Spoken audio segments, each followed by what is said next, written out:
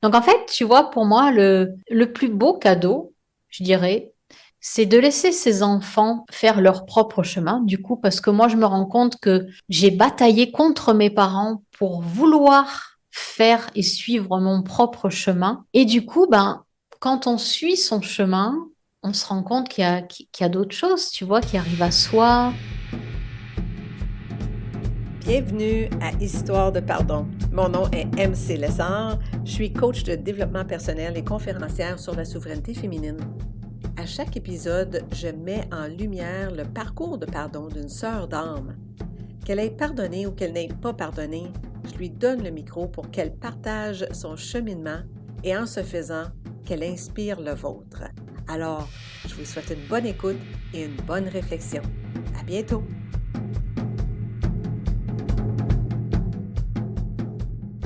Dans cet épisode, je me fais surprendre par mon invité. Jamais que Florence Cohen m'a donné l'impression qu'elle était une rebelle. Mais oui, une rebelle.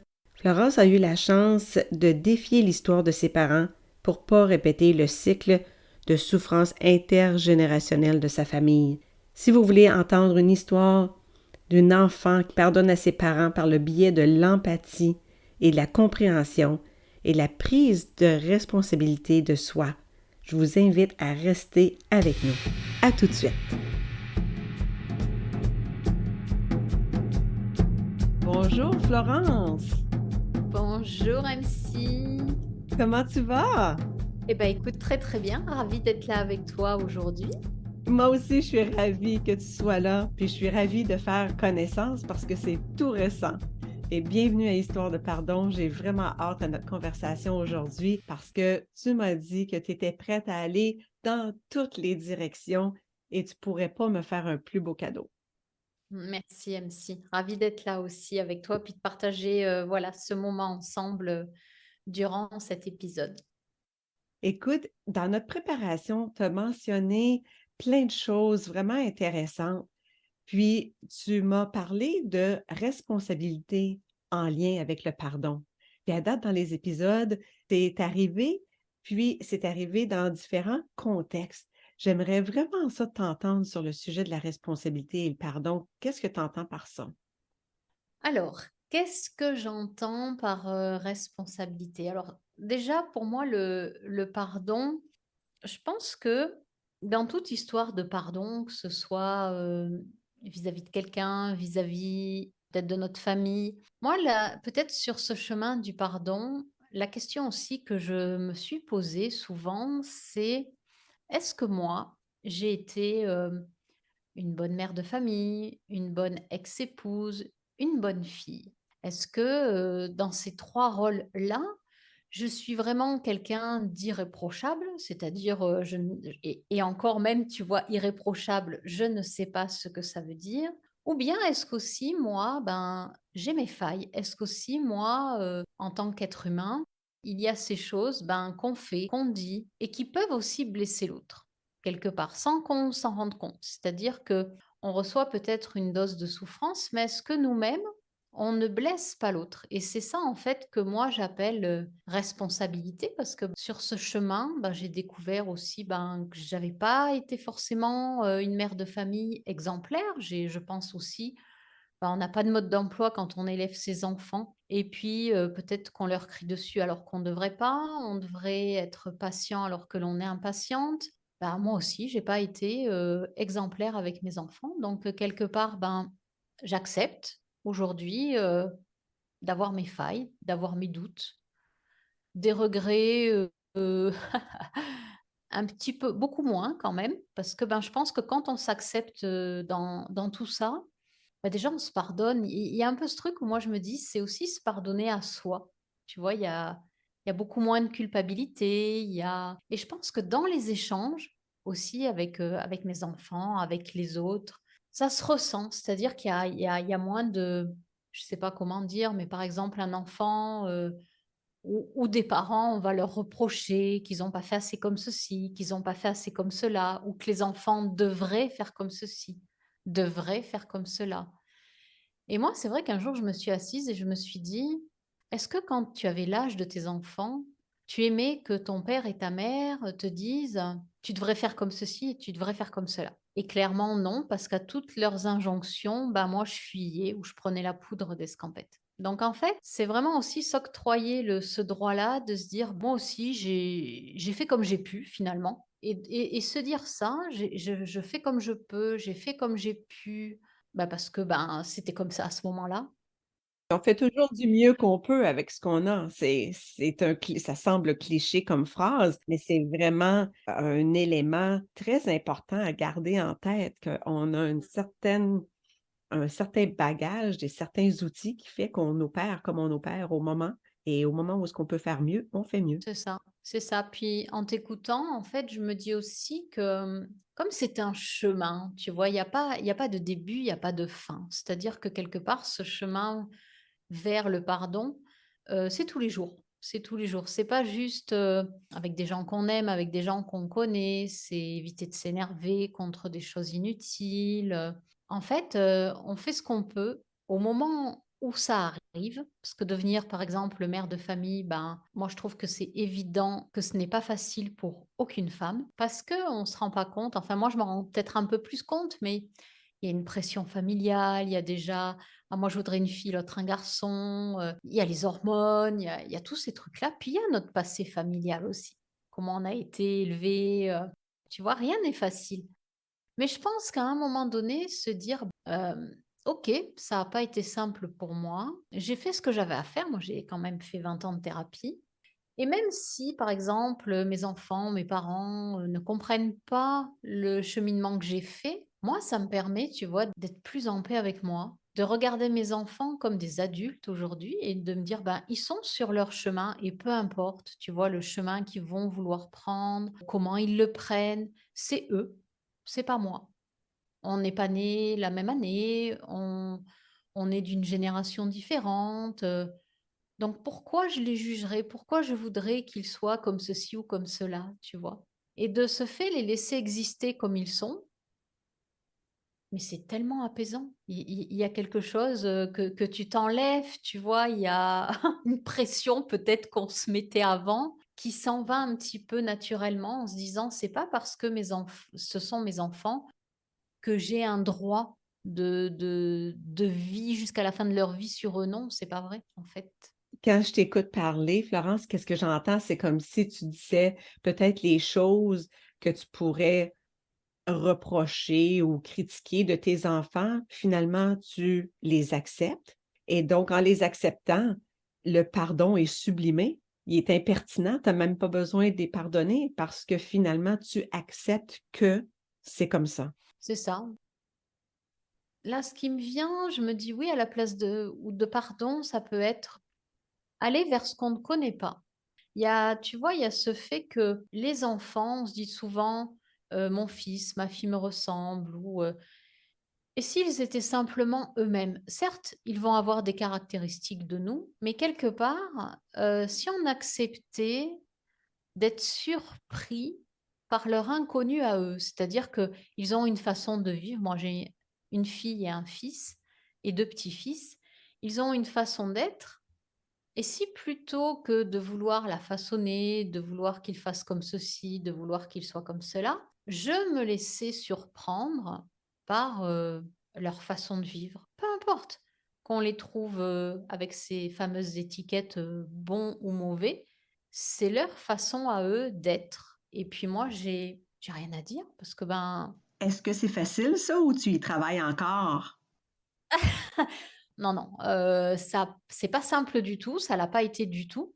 Moi, il faut savoir que je suis partie d'une relation très fusionnelle avec ma fille, une relation très compliquée, chaotique avec mon fils et que, ben, j'ai dû j'ai depuis 20 ans, donc depuis que j'ai commencé à être en thérapie, je travaille sur ce lien, en fait, en permanence. C'est-à-dire que parce que j'ai pas envie d'être dans des reproches et puis quelque part, c'est aussi moi me dire: «Ben, j'ai 2 grands enfants qui sont adultes et moi, en tant que femme aujourd'hui, ma responsabilité, elle est où? Est-ce que je continue d'être derrière eux à leur faire des réflexions, ce qui ne sert à rien? Ou est-ce que moi, en tant que femme qui a 2 grands enfants, qui a 2 petits-fils, donc du coup, ça aussi, C'est une place qu'il faut prendre, qu'il faut réactualiser. Ben moi, je me situe où en tant que femme? Qu'est-ce que j'aime? Qu'est-ce que je n'aime pas? Qu'est-ce qui me fait vibrer? Qu'est-ce qui me fait douter? Et en fait, je crois que dire, ben ok, mes enfants, ils sont sur leur chemin, peu importe. Tu vois, comment ils vont le prendre, ce qu'ils font. Toi, ton chemin là maintenant, il est où concrètement? Comment tu veux faire? Et en fait, c'est aussi accepter qu'on va aller sur un chemin qui est à soi une fois que nos enfants sont grands, mais qu'il faut apprendre à le vivre sans culpabiliser et sans culpabilité. Parce que c'est comme ça justement que peut-être on va facilement faire des reproches aux autres parce qu'on ne vit pas ce qu'on aimerait vivre une fois que nos enfants sont grands. Surtout aujourd'hui, il y a de plus en plus de couples divorcés, de plus en plus de femmes divorcées. La difficulté, c'est de se dire, ben, une maman s'occupe régulièrement de ses enfants et puis elle a toujours ça en elle, ben, et moi aujourd'hui, vers où je peux aller? Qu'est-ce que je peux faire qui me plairait, mais sans se sentir, je sais pas comment dire. Tu sais, je pense que la dernière fois, il y a une maman qui m'a dit, qui est divorcée, qui m'a dit, en fait, quand je veux faire quelque chose sans mes enfants, je sais pas. Je culpabilise de faire quelque chose sans eux. Donc en fait, tu vois, pour moi, le plus beau cadeau, je dirais, c'est de laisser ses enfants faire leur propre chemin, du coup, parce que moi, je me rends compte que j'ai bataillé contre mes parents pour vouloir faire et suivre mon propre chemin. Et du coup, ben, quand on suit son chemin, on se rend compte qu'il y a d'autres choses, tu vois, qui arrivent à soi. Ça fait qu'on dirait que tu es capable de lâcher prise de tes attentes envers tes enfants, puis ça te donne du temps puis de l'espace pour toi, pour te redéfinir. Ouais, en fait, c'est tout à fait ça. Et il y a des moments où, ben, comme je suis un être humain, je chute. Et puis je me dis, ah, pourquoi ils m'appellent jamais? Hein, pourquoi ils viennent pas? Tu vois? Et parfois, ben, ouais, je rumine comme tout le monde, je leur en veux. Je me dis, ouais, mais c'est pas drôle parce que je les vois pas, parce que c'est toujours moi qui appelle, parce qu'eux, ils m'appellent pas. Puis à un moment donné, je me suis dit, mais si j'arrêtais aussi de mettre toutes ces étiquettes-là, tu vois, bon, mal, toi tu sais que si tu veux les appeler, tu peux les appeler, ils décrochent, tu vas échanger avec eux. Donc je lui dis tout simplement accepter la relation telle qu'elle est et elle n'a pas à être avec des fleurs, des violettes, des roses, des ronces, on s'en fout. C'est juste que je pense que de toute façon, nos enfants, ils partent avec un handicap, comme nous, on est partis avec un handicap. Tu vois, ça fait penser, aux émissions peut-être de télé-réalité. Oui. Voilà, on part avec un handicap qui est l'histoire de nos parents, puis l'histoire de nos grands-parents. Donc, c'est le fardeau qui est le plus chiant à porter. Avec ce fardeau-là, on doit se construire, on doit comprendre, on doit, ben, tant pis s'il faut chuter, tant pis s'il faut avoir des accidents de parcours pour nous faire prendre conscience qu'il y a quelque chose qui ne va pas, plutôt que de vouloir les, tu vois, les enfermer dans quelque chose, ben, qui sont pas à eux. Alors même s'ils font avec ce qu'ils peuvent et puis comme ils peuvent, ben, moi je me dis: «C'est parfait comme ça», tu vois? Il y a pas de bonne ou de mauvaise stratégie. C'est juste que accepter que la relation avec les enfants, les parents, elle est comme elle est. Voilà. Parce que quoi qu'il arrive, même si on essaye de changer quelqu'un, ça marche pas déjà, parce que moi j'ai essayé pendant de nombreuses années, avec mon ex-mari, ça n'a pas fonctionné. Si on essaye de changer les autres, eh ben, je sais pas toi, MC, mais moi, je sais que des fois, ben voilà, je me dis, j'aimerais bien non, dans mon ancienne vie, j'aimerais bien que lui ou elle change. Puis finalement, ben, les gens ne peuvent pas changer comme ça sur commande parce qu'ils ont leur propre histoire, leur propre galère, tout ça et tout. Qu'est-ce que tu veux dire, Florence? C'est pas des marionnettes, puis on peut pas tirer sur leurs ficelles puis leur faire qu'est-ce qu'on veut? Oh! Ben non, non, puis on s'use tellement, on perd tellement de temps à vouloir changer l'autre que je le vois encore chez des femmes divorcées que j'accompagne, hein, qui essayent de changer leur nouveau conjoint, leur... C'est une perte d'énergie et une perte de vitalité, mais qui est tellement énorme. Changer l'autre, ça fonctionne pas. C'est ça. Puis à la limite, c'est arrogant, puis c'est irrespectueux parce qu'on est en train de s'imposer à eux puis dire: «Moi, je sais qu'est-ce qui est bon pour toi et ça va être A, B, C et pas X, Y, Z. Alors je t'enlève ta souveraineté, je prends ton pouvoir et tu vas faire ce que je te dis». On voudrait pas se le faire faire, mais on se permet de le faire aux autres, puis mea culpa, j'ai été là.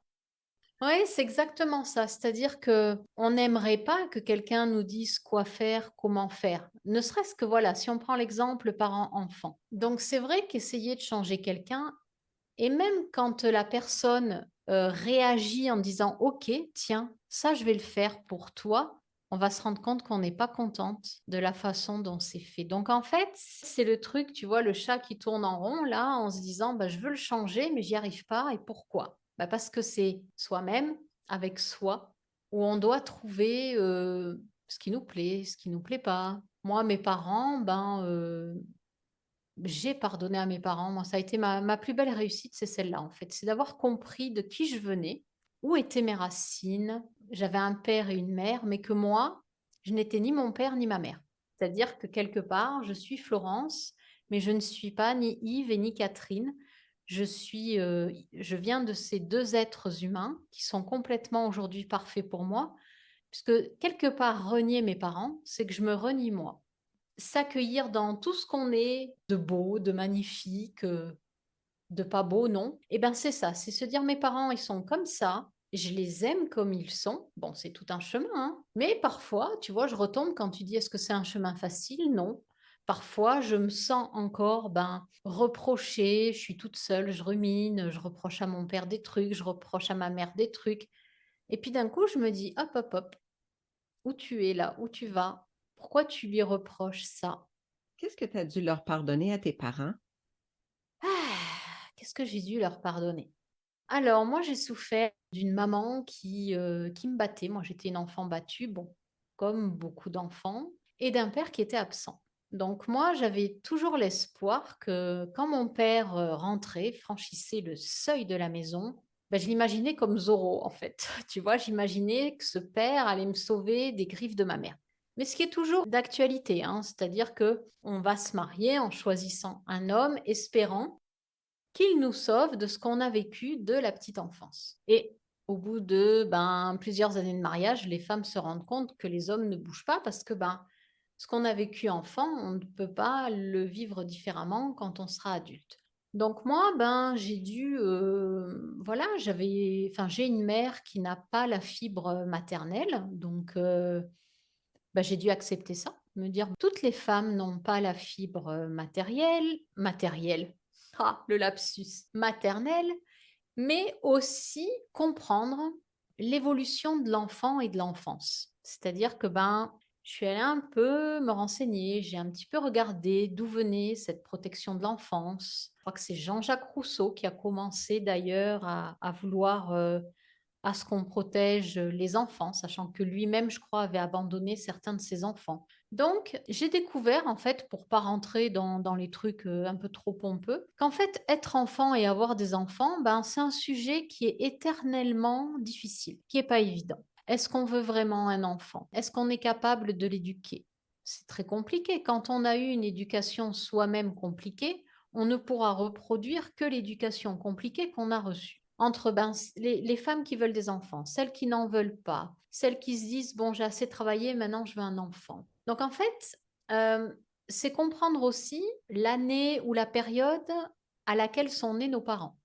Moi, mes parents sont nés pendant la Seconde Guerre mondiale, donc entre 39 et 45. Même si dans mon cerveau, il y a eu, ouais, ils sont nés pendant la Seconde Guerre mondiale, période très difficile. On est, je pense, à milieu de savoir ce qui s'est réellement passé durant cette période-là, comment les personnes l'ont ressenti, mes propres grands-parents, mes propres parents.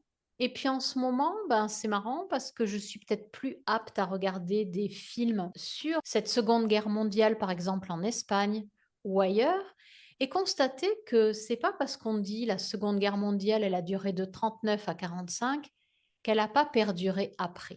Ça s'éternise beaucoup plus longtemps. Et donc, comprendre que mes parents, ce qu'ils ont vécu, même s'ils sont nés, ma mère en 41, non, mon père en 41, ma mère en 44, même s'ils étaient petits, ils ont été imprégnés de ce qu'ont ressenti mes grands-parents et toute la famille autour. Mais oui, c'est les années formatrices, l'enfance. Ouais. Et en fait, c'est voilà, c'est comprendre et accepter, c'est parce que comprendre c'est une chose, l'accepter c'est une autre, qu'ils ont eu, aussi, ils sont nés pendant une période très difficile, très, très violente. Il y avait la guerre, après il y a dû y avoir la reconstruction, il y avait encore, quand j'ai regardé en Espagne jusqu'à quelle date ça avait duré, mais c'est faramineux, c'est faramineux. C'est-à-dire qu'en Espagne, ça s'est arrêté très tard. Et moi, j'ai des origines espagnoles aussi. Et donc, quelque part, comprendre que le fardeau qu'on a quand on arrive sur Terre, ben, il y a une génération avant nous qui le porte peut-être un peu plus lourd. Donc, c'est pas facile. Et c'est intégré ben, que ma mère et mon père sont nés durant cette période-là et que ça a été très dur pour eux. Même ma mère n'a pas pu en parler parce que ça la faisait encore souffrir. Donc, elle n'a pas pu m'en parler vis-à-vis de mon éducation avec moi. Mon père, voilà, m'en a dit quelques mots. Mais c'est en fait en apprenant à aller les interroger et aller écouter leur histoire, en fait, qu'on comprend que ça n'a pas été facile, qu'on comprend que naître en 1941 en Tunisie, c'est autre chose que naître ailleurs. Qu'est-ce que ça veut dire exactement?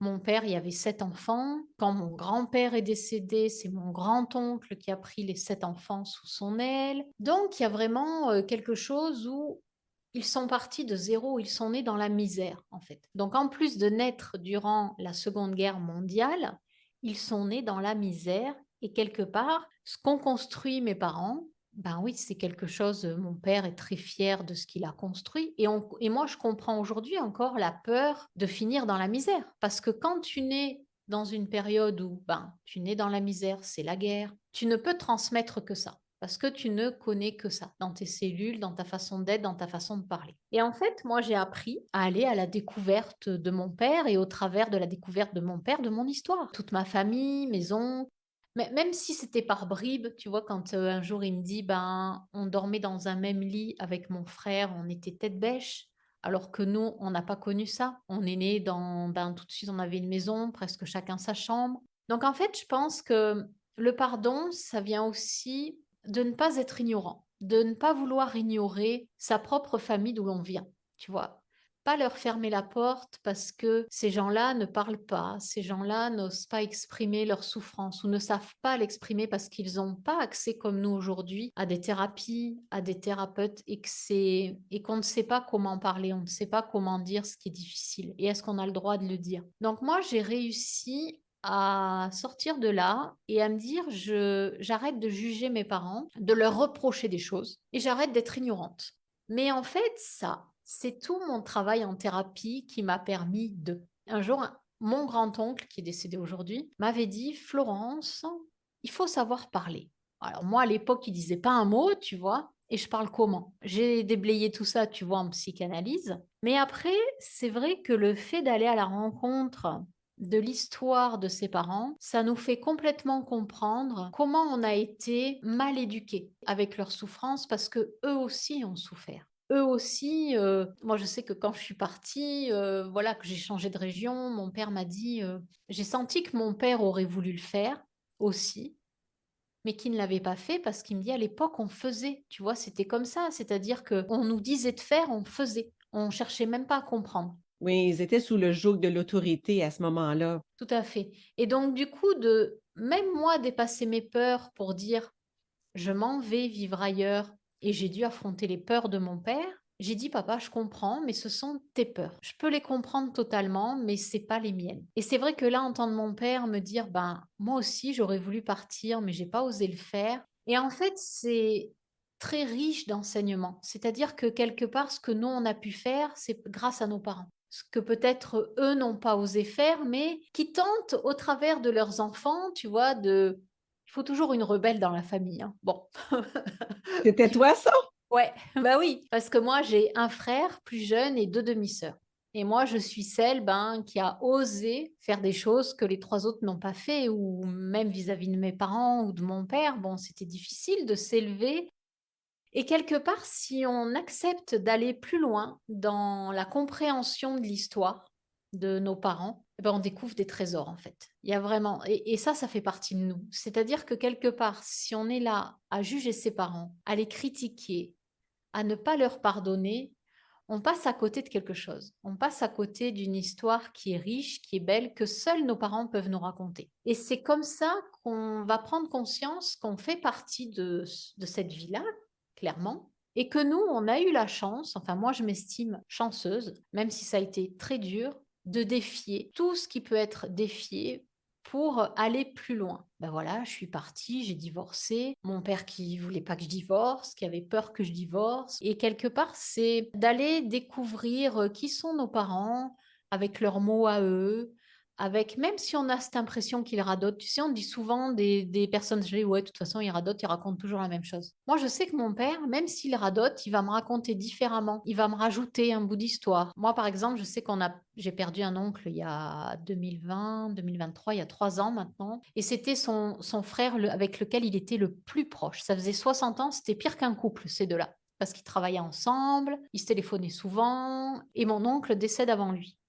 Et je me dis, mon Dieu, oh, est-ce que mon père, il va pas partir juste après? Donc la peur que mon père meure aussi. Et quelque part, mon père, comme on se voyait régulièrement quand on habitait dans la même ville, il déchargeait. Il me parlait. Il me disait ce qui était dur pour lui. Je disais, c'est pas grave, Florence, écoute-le, il a besoin, il a besoin, il a besoin. Après, j'ai appris, parce que ça, il me le disait pas, par ma belle-mère, que bon, c'était compliqué pour lui. C'est-à-dire que le soir, la nuit, il se réveillait en pleurant. Il y avait beaucoup de choses qui remontaient. Il reste que 3 frères. Et je fais, ah d'accord, il me le dit pas, tout ça, bon. Mais à ma façon d'écouter mon père, je savais si c'était mieux ou pas. Et puis à un moment donné, il me parlait un peu moins de mon oncle. Et puis à un moment donné, je l'entends dire, depuis qu'il n'y a plus Claude, donc qui est mon oncle, il me dit, j'ai l'impression d'avoir une jambe en moins. Là, tu te dis, bon, c'est quand même pas complètement passé. En même temps, un processus de deuil, c'est très long, surtout quand tu as 80 ans et que tu perds celui avec lequel tu as toujours été.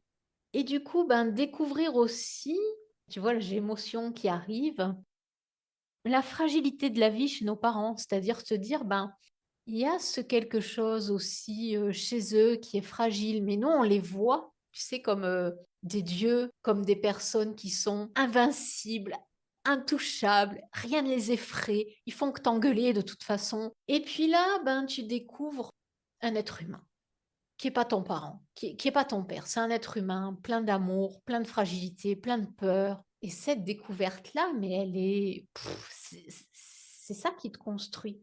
C'est d'avoir que, moi, je vais pas lui partager mes peurs parce que je les travaille toute seule. Donc, j'ai pas besoin de lui partager mes peurs. En fait, parce que, Va t'aller chercher ton soutien ailleurs. voilà. Mais c'est beaucoup d'empathie, ça. Oui, mais en même temps, j'ai tellement la chance d'avoir eu 2 parents comme ça. Je vais t'expliquer pourquoi. C'est-à-dire que ma mère, même si elle ne voulait pas d'enfant, OK, elle voulait pas d'enfant. Mais du coup, j'ai pas eu le problème de ma mère à m'occuper, tu vois? Dans ma quête de liberté, il n'y a pas eu ma mère qui m'a dit, «Pourquoi t'es pas là? Pourquoi on se voit pas?» Enfin, voilà, tu vois? Ma mère voulait pas d'enfant, c'est comme ça. Donc du coup, tu te dis, même si c'est terrible pour un enfant, mais moi, femme rebelle un petit peu, qui est voilà, je me dis finalement ma mère, elle m'a pas ennuyée, elle m'a pas empêchée de. Mon père, ça a été différent parce que, mon père, c'est c'est toute, plus ou moins la communauté avec lui, même si lui n'était pas souvent là. Et là, je lui ai fait comprendre, j'ai dit: «Papa, tu sais, tu pas souvent été là, donc tu peux pas demander à tes enfants d'être là. Enfin, certains de tes enfants d'être là, c'est pas possible. Il y a une absence et donc, il faut savoir qu'on ne peut pas ressentir ce que toi tu voudrais à cet âge-là aujourd'hui. Et donc, en fait, mon père, lui, m'a vraiment permis de défier toutes mes peurs. Ah oui? Ah oui. En fait, je me suis rendu compte que ce dont j'avais peur de faire pour moi, de penser pour moi, c'est parce que je me confrontais en fait aux peurs de mon père. Et donc, j'avais pris le parti, quand je croisais mon père régulièrement, qu'on mangeait ensemble, de lui dire tout ce que je faisais. J'ai pris un chien, j'ai vendu ma voiture, j'ai fait ceci, j'ai fait cela. Et donc lui me disait, mais pourquoi tu fais ci, pourquoi tu fais ça, pourquoi t'as pas fait ci, pourquoi tu fais pas comme ça, Jusqu'au jour où je lui ai dit, il sentait quand ça allait pas, il me dit, mais qu'est-ce qu'il y a qui va pas? Je lui dis, tu sais quoi, papa? J'ai plus rien envie de te dire parce qu'à chaque fois, ce que je fais, c'est pas bon, c'est pas bien, il aurait fallu que je prenne à droite plutôt que de prendre à gauche. Alors tu sais quoi? Je te raconterai plus rien. Et en fait, je me suis rendu compte que raconter à mon père, c'était ce qui me permettait de dépasser mes peurs. Lui me dit, quoi j'ai fait ci, nanani, c'est pas grave, je le fais. Et comme il voit que je fais, lui aussi, il travaille ses peurs. Finalement, elle veut faire ça, elle l'a fait. Ah, ouais, t'as eu raison de le faire. Ok. Avec mon père, on a énormément, évolué, je sais pas, mais je sais qu'il m'a aidée à évoluer et après j'étais pas obligée. Je pouvais rester dans ces fausses croyances que la vie m'en voulait, que si j'y arrivais pas, c'était la faute des autres ou si j'y parvenais pas, c'était parce que lui me disait non. Mais non, c'est soi-même, c'est nos propres peurs liées aux peurs de nos parents. Donc si tu veux, cette espèce de jeu insidieux qu'on voit pas, moi je suis allée le débusquer et quelque part, ben en me confrontant aux peurs de mon père, moi, je grandissais. Lui, il voyait que je dépassais mes peurs, donc il dépassait les siennes. Et en dépassant les siennes, il m'aidait un peu plus.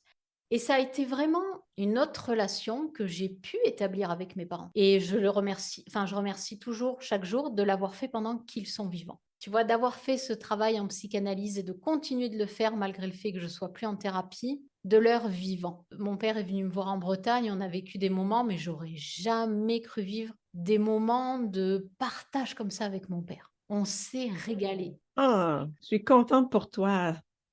Et c'est ça qui est beau, c'est te dire, ben, waouh, c'est vrai que j'ai eu peur, souvent, d'aller vers mon père, de dire les choses, d'exprimer quelque chose. J'ai commencé par un mot, par une phrase. Ça a bugué pendant longtemps. Des fois, c'était rentre dedans parce que je ne savais pas comment l'exprimer. En fait, les parents, bah, c'est la base, c'est les racines. Tu sais, il faut vraiment aller là pour dépioter ce qui nous fait mal. C'est que nos parents, nos enfants, ils seront toujours là. Il y a des racines qui sont là, qui sont vivantes, qui sont certes pas terribles, pas géniales, tu vois, mais qui sont toujours là et ces racines-là, elles bougent pas. La seule chose qu'il faut faire, c'est aller comprendre pourquoi ça dysfonctionne, en parler, les confronter, se confronter soi-même à ses peurs, se confronter soi-même à ce qu'on ressent. Et à force de faire ça, ben, on se rend compte que nos parents, c'est juste nous, ils sont comme nous, ils sont humains. Et une fois qu'on accède à ce niveau-là, ben, c'est vrai que on se dit waouh, oh, mais la chance que j'ai d'avoir des parents comme ça, parce que j'aurais pas pu être moi sans parents comme ça. C'est tout un cheminement courageux que tu as fait, puis très, très, très conscient. Moi, j'utilise souvent l'expression, Florence, de porter la conscience, c'est-à-dire soit que ce soit dans un couple ou un enfant adulte avec son parent, ou est-ce qu'il y en a un des deux qui a une fréquence de conscience peut-être plus élevée. Sinon, s'il n'y a pas ça, bien, un pointe le doigt à l'autre, puis l'autre pointe le doigt en retour, et c'est un conflit sans fin. Et pour que le conflit puisse prendre fin, il faut qu'il y en ait un des deux parties qui s'élève, puis qui porte la conscience et qui guide la relation pour qu'elle s'en aille dans une nouvelle piste vers la guérison, vers la paix, vers l'harmonie, vers une meilleure communication. Mais c'est tout ça que tu as fait, toi, pendant toutes ces années-là. Chapeau! Ouais, c'est pas encore fini parce que c'est vrai qu'on se dit bon, je suis arrivée là, ok, c'est génial. Maintenant, bon, avec mes enfants, je fais comment? Tu vois? Parce qu'en fait, c'est jamais fini. Je me dis, c'est vrai que j'ai pu, comme tu dis, porter peut-être la conscience un peu plus haut. Et puis c'est vrai que des fois, je me pose la question, ben, avec mes enfants, est-ce que je dois aussi continuer sur ce chemin où je me dis, ben oui, je pense, tu vois, j'accueille qui ils sont, comme ils sont. Si on se voit pas tout de suite, eh ben, on se reverra peut-être un peu plus tard, c'est pas gênant. De continuer, en fait, tu vois, je me vois avec un coupe-coupe, de continuer de couper ce qui doit l'être et ce qui est en souffrance pour eux. Et puis, leur permettre peut-être aussi de s'exprimer comme ils en ont envie sans se sentir jugés. Quand je parle avec ma fille, j'essaye d'être plus à l'écoute, de pas lui donner de conseils, de lui dire ah ouais, t'as fait ça, punaise, mais moi, si j'avais fait ça comme toi, voilà mes peurs. Donc, d'être vraiment dans quelque chose de différent. Mais je me rends compte que de l'autre côté, si tu veux, quand moi je me positionne différemment, c'est pas accepté de la même façon encore. Et après, voilà, c'est, je pense, tout un cheminement.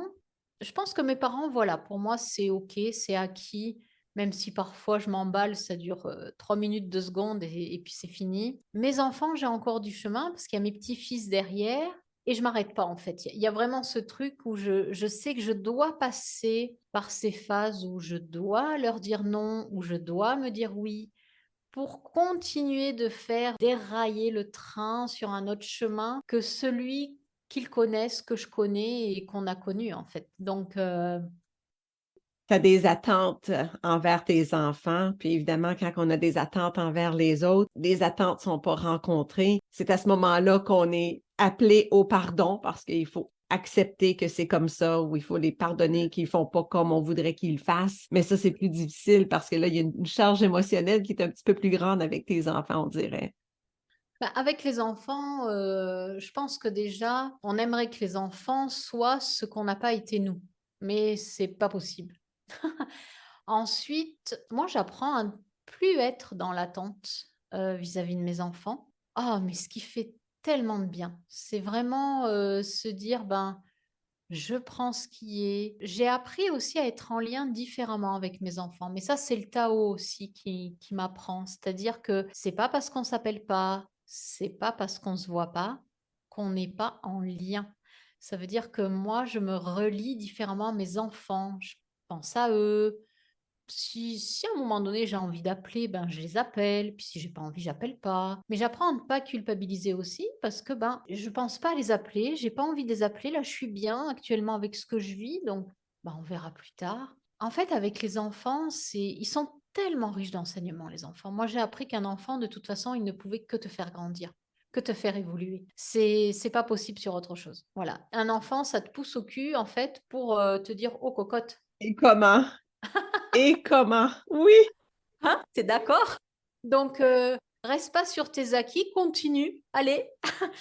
En fait, ce qui fait souffrir, je pense beaucoup de parents, c'est de rester enfermés dans des croyances, dans des attentes.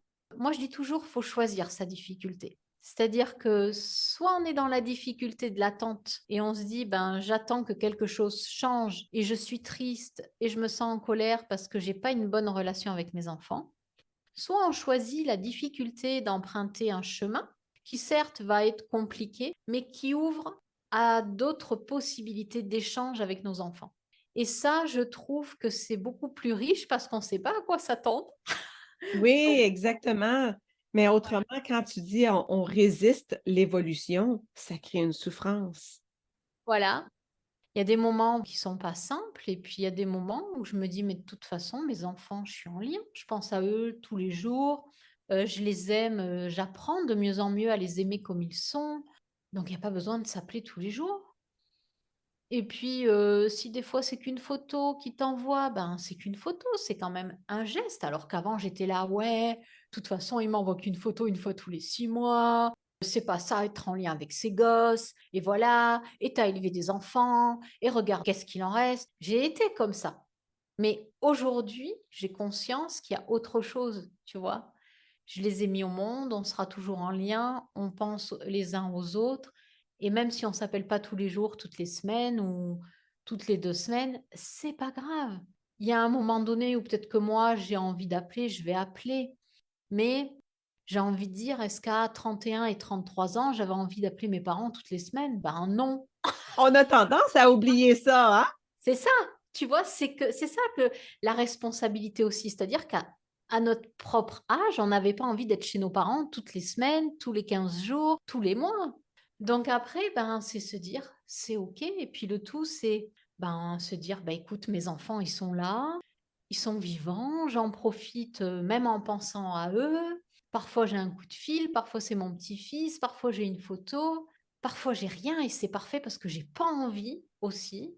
J'ai envie d'être juste là, tranquille chez moi, sans mes enfants, sans rien et c'est OK, tu vois? Et c'est tout ce chemin, en fait, qui fait que on arrive à autre chose à un moment donné parce que, ben, si on reste, comme tu dis, dans la résistance, que tout doit être comme avant, ben non, c'est là où on souffre. C'est justement si on les regardait évoluer et si on les accompagnait dans leur évolution et puis ils sont comme ils sont et puis voilà et puis c'est pas grave. Mmh. Tu nous tricotes un très beau fil à travers le pardon, à travers tes histoires. Florence, je te remercie beaucoup. Puis, j'aimerais savoir qu'est-ce que tu as pas dit à date comme mot de la fin que tu aimerais dire à ceux et celles qui nous écoutent aujourd'hui? Le mot de la fin, ça va être: accueillez-vous comme vous êtes. Accueillez-vous, avec vos défauts, enfin ce qu'on pense, défauts, qualités. Pardonnez-vous à vous-même. Le pardon passe par là, en fait. Se dire, voilà, j'ai fait comme j'ai pu en tant que fille, en tant que mère, en tant que femme. Et je me pardonne d'avoir fait peut-être des choses qui n'étaient pas sympas. Parce que c'est vrai que dans un couple, on va aussi se disputer, on va peut-être dire des choses que l'autre va mal recevoir, mais on n'en a pas conscience de tout ça. Donc, se pardonner à soi, c'est admettre tout simplement qu'on est humain et qu'on va traverser des moments de vie où ça sera pas simple, et puis c'est OK, ou ce sera simple, et puis c'est OK, et que tout doit être imparfait tout le temps, en fait. Voilà. Amen. C'est très sage, des paroles très sages et je te remercie énormément de nous avoir amenés vraiment dans ton monde. C'était un pur plaisir. Merci à toi, MC. Je sais pas ce que Florence a éveillé en vous, mais de mon côté, j'ai envie de souligner la façon exemplaire qu'elle sublime le pardon en appliquant plusieurs stratégies au quotidien. Celle sur laquelle je veux mettre de la lumière, c'est celle de l'acceptation. Je vois que Florence travaille très, très fort sur elle-même pour accepter les choses telles qu'elles sont, les gens tels qu'ils sont, puis elle fait son possible. À tous les jours, elle fait du mieux qu'elle peut avec ce qu'elle a, mais elle continue toujours à améliorer son bagage d'outils pour que ce qu'elle a soit de mieux en mieux, pour qu'elle puisse faire de mieux en mieux. Alors moi, je trouve ça vraiment inspirant. Je ne sais pas si vous avez été inspiré, mais je l'espère beaucoup et j'espère aussi vous retrouver au prochain épisode. D'ici là, gênez-vous pas pour partager l'épisode, gênez-vous pas pour faire des commentaires, puis gênez-vous pas aussi pour vous abonner. Ça coûte rien, puis ça va vous donner la chance d'avoir des notifications pour le prochain épisode que je publie à chaque lundi et aussi pour permettre à la chaîne de se faire connaître et à d'autres d'en bénéficier. Alors on se dit à bientôt. Bye bye!